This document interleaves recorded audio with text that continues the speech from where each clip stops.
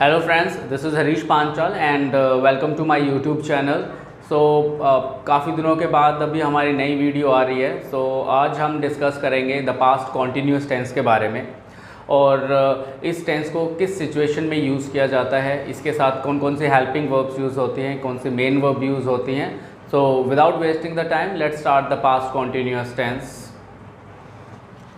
Okay guys, so the past continuous tense. Past continuous tense is used mainly in the 5 situation. The first situation is an action was continue in the past, and the second situation is continue in a specific time, and third situation is parallel actions. Fourth situation is interrupted action in the past, and the fifth situation is repetition with always. So there are 5 situations where we use the past continuous tense.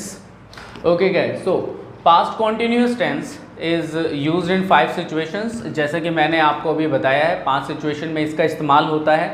और इसकी जो first situation है that is continue in the past. Continue in the past. Past में किसी एक समय में ना कोई भी जो काम है वो कंटिन्यू चल रहा था। This is the first situation. और इसे जैसे for example I was playing chess. I was playing chess, मैं चेस खेल रहा था। काम जो है वो पास्ट में कंटिन्यू चल रहा था। We were dancing on the floor. We were dancing on the floor. हम नाच रहे थे। You were calling me. You were calling me. आप मुझे बुला रहे थे। तो अब इन तीनों ही सिचुएशंस में क्या हो रहा है, काम जो है वो कंटिन्यू चल रहा था। इस एक ड्यूरेशन में जो काम है वो कंटिन्यू चल रहा था पास्ट के अंदर।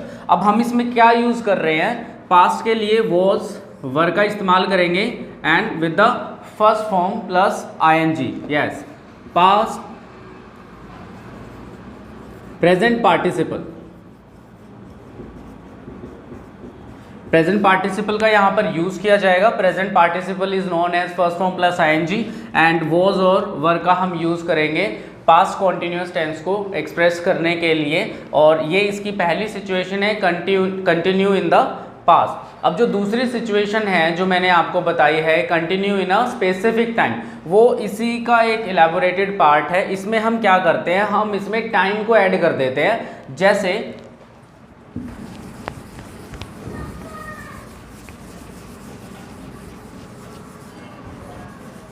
ओके, जो हमारी सेकंड सिचुएशन है, सेकंड सिचुएशन भी सेम है, continue in a specific time.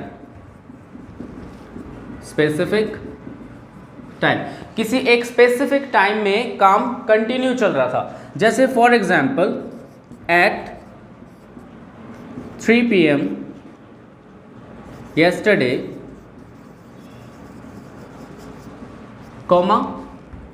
I was watching TV.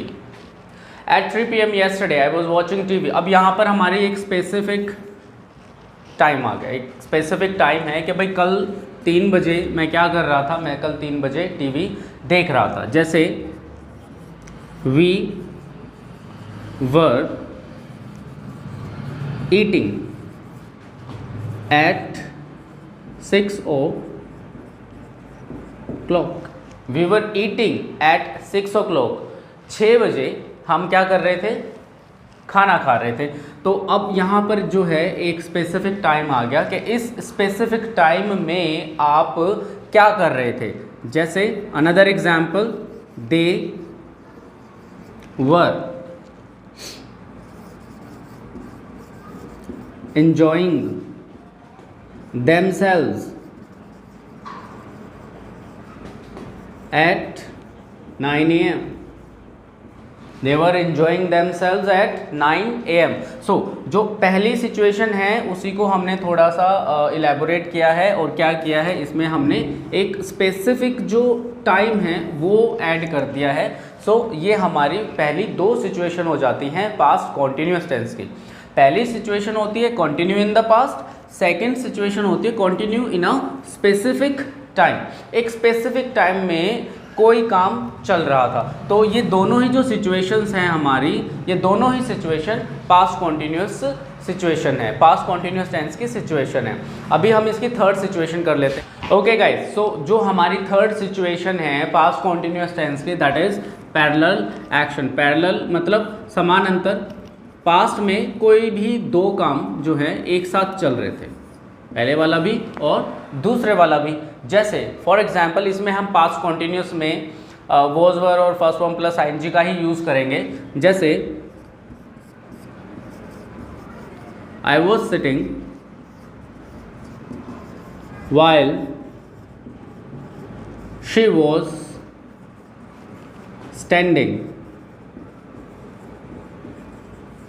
अब हम यहाँ पर क्या कर रहे हैं, सेंटेंस के अंदर वाइल का इस्तेमाल कर रहे हैं दो सेंटेंसेस को जोड़ने के लिए। इधर आई वॉज सिटिंग, ये भी पास्ट कॉन्टिन्यूस का ही है, वॉज वर और फर्स्ट फॉर्म प्लस आईएनजी हमने यूज़ करी है। आई वॉज सिटिंग, मैं बैठा हुआ था, वाइल जबकि शी वॉज स्टैंडिंग, जबकि वो खड़ी हुई थी। और ये जो है यहाँ पर भी हमने was were and first form plus ING का इस्तेमाल किया है। जैसे while Tom was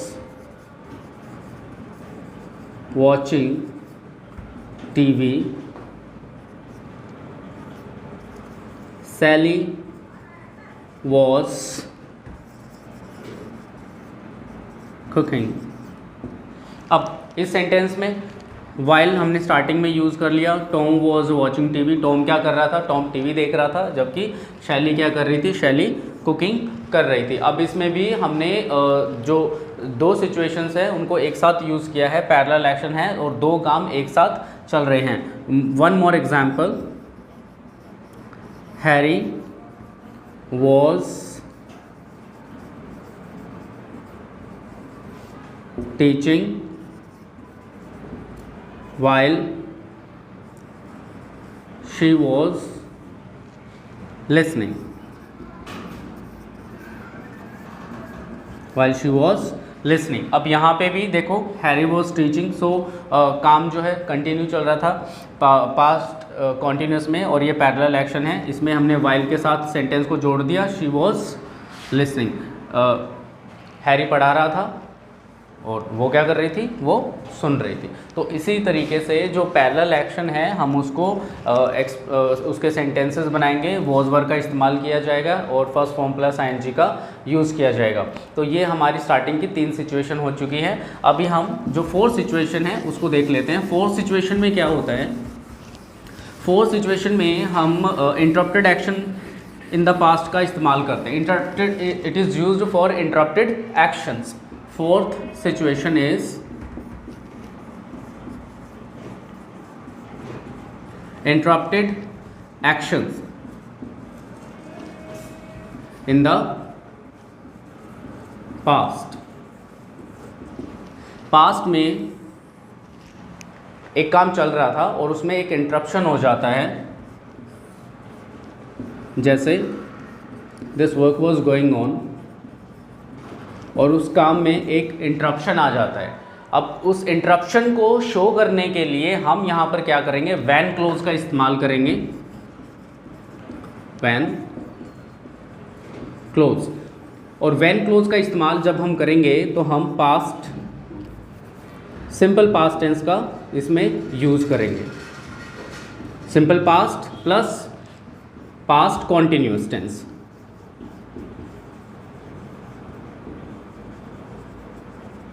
simple past plus past continuous tense. अब इसके सेंटेंस देखते हैं। जैसे फॉर एग्जाम्पल,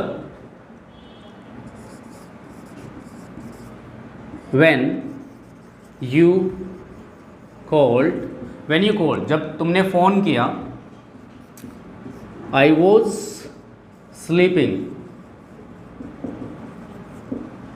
जब तुमने फ़ोन किया आई वॉज स्लीपिंग। अब ये जो पार्ट है ये हमारा पास्ट कॉन्टिन्यूस का पार्ट है, और यू कोल्ड ये वाला जो पार्ट है हमारा that belongs to simple past. और सिंपल पास्ट टेंस का इस्तेमाल हमेशा व्हेन के साथ ही किया जाएगा और रेस्ट ऑफ द सेंटेंस जो है वो पास्ट कॉन्टिन्यूस में आ जाएगा। इसको हम बीच में भी लिख सकते हैं, जैसे she was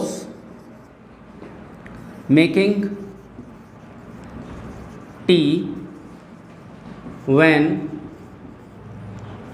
I went to her house. She was making tea, वह क्या कर रही थी, चाय बना रही थी। कब बना रही थी चाय, when I went to her house, जब मैं उसके घर गया वह चाय बना रही थी। तो इस तरीके से हम क्या करते हैं ना, interrupted actions in the past situation को यूज़ करते हैं simple past and past continuous tense के साथ। इसका एक और एग्जाम्पल कर लेते हैं, जैसे it was raining,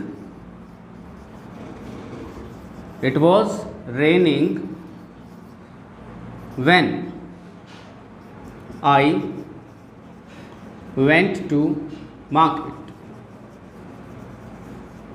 It was raining when I went to market. बारिश हो रही थी, कब हो रही थी, जब मैं बाज़ार गया, जब मैं बाज़ार गया बारिश हो रही थी। तो ये जो है आपका फोर्थ सिचुएशन है interrupted actions in the past, और इसे हम व्हेन क्लोज के साथ यूज़ करेंगे। When clause simple past tense के साथ यूज़ किया जाता है, और simple past plus past continuous दोनों ही टेंसेस को मिलाकर हमारी interrupted actions in the past की सिचुएशन बनती है। Okay guys, so this is the last situation of past continuous tense, repetition with always. Generally जैसे हमने प्रेजेंट कॉन्टिन्यूस टेंस किया था उसमें भी ये सेम सिचुएशन यूज़ होती है, रिपीटेशन विद ऑलवेज। जब एक काम बहुत ज़्यादा बार हो जाता है, लिमिट क्रॉस हो जाती है, तो उस चीज़ के लिए हम ऑलवेज को कॉन्टिन्यूस टेंस में यूज़ करते हैं। जनरली ऑलवेज का इस्तेमाल कॉन्टिन्यूस सिचुएशन में नहीं किया जाता है, बट जब कोई चीज़ बहुत ज़्यादा हो जाती है, रिपीटेशन विद ऑलवेज और इरिटेशन विद ऑलवेज का हम इस्तेमाल करते हैं। जैसे she was always complaining, she was always complaining। तो ये काम बहुत बार हो रहा है। it was always raining there, it was always raining there, वहाँ हमेशा बारिश होती रहती थी। you were always laughing on your friends, you were always laughing on your friends, they were always calling me, that makes me irritate, they were always calling me। तो अब यहाँ पर सेम वही वॉज और वर का इस्तेमाल किया गया है, ऑलवेज का इस्तेमाल किया जाएगा इस सिचुएशन में, and we will use first form plus ing। सो ये जो है 5 सिचुएशंस आपकी कंप्लीट हो चुकी हैं पास्ट कॉन्टिन्यूस टेंस की। अब हम चलिए बात करते हैं इसके सिंटेक्स की। इसमें हम क्या सिंटेक्स यूज़ करेंगे, हेल्पिंग वर्ब क्या यूज़ करते हैं। जनरली इसमें जो हम हेल्पिंग वर्ब यूज़ करते हैं मैं आपको बता ही चुका हूँ। इसमें जो हेल्पिंग वर्ब्स हम यूज़ करेंगे वो हम यूज़ करते हैं वॉज। वॉज का इस्तेमाल हम करते हैं आई, ही, शी, इट और एनी सिंगुलर नाउन के साथ। इसमें हम वर का इस्तेमाल करते हैं, वर का इस्तेमाल किया जाएगा वी, यू, दे और एनी प्लूरल नाउन के साथ इसका इस्तेमाल किया जाएगा। और as a main verb we will have to use the present participle. Okay तो ये हमारी हेल्पिंग वर्ब हैं। इसके अंदर वॉज वर्ब का इस्तेमाल किया जाएगा। Was I he she it और एनी सिंगुलर नाउन के साथ। वर्ब का इस्तेमाल वी यू दे और एनी प्लूरल नाउन के साथ किया जाएगा। एंड मेन वर्ब में हम प्रेजेंट पार्टिसिपल यूज़ करते हैं, जिसे हम फर्स्ट फॉर्म प्लस आईएनजी कहते हैं। ओके इसका जो सिंटेक्स है, सिंटेक्स कैसे बनाएंगे, बहुत ही सिंपल है, जैसे कि हम पहले भी बनाते आ चुके हैं। First of all, you will have to use subject. After that, you will have to use was, were, then verb, and after that you will put object. Now, when you make a negative sentence, was, were plus not plus first form plus ing and then object. When you make questions, so was, were will come in the beginning of the sentence. After that you will have to use subject, then first form plus ing and then object, was, were plus subject plus not plus first form plus ing and then we will have to use object. So these are your syntaxes. ये आप लोगों के syntaxes हैं। ठीक है, चलो कुछ examples भी कर लेते हैं इसके साथ के साथ।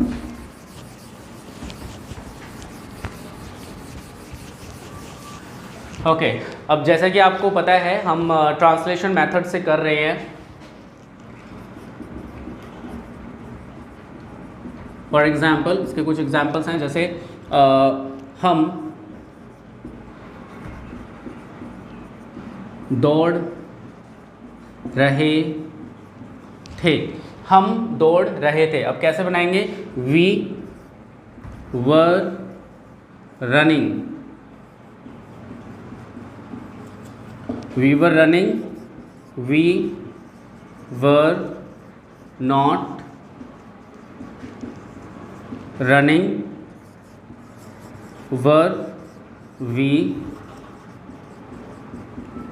Running question mark, were we not running. तो इस तरीके से आपको सेंटेंसेस बनाने हैं। चलिए एक और सेंटेंस बना लेते हैं।